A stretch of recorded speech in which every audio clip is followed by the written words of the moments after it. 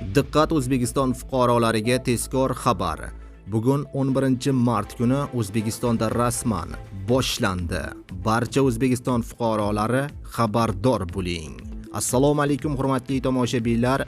Tezkor va dolzarb xabarlardan birinchilardan bo'lib xabardor bo'lishni istasangiz, videorolik ostiga like tugmachasini bosib, kanalimizga obuna bo'lishni unutmang. Diqqat qiling, tashabbusli budjetning 2025-yil 1-mavsumi doirasida ovoz berish bosqichi boshlandi.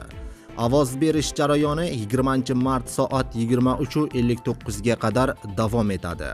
Eslatib o'tamiz, siz o'zingizga qulay bo'lgan usullardan biri orqali, jumladan ochiq budjet portali orqali, portalning mobil ilovasi orqali, Telegramdagi rasmiy bot orqali ovoz berishingiz mumkin, deyiladi xabarda.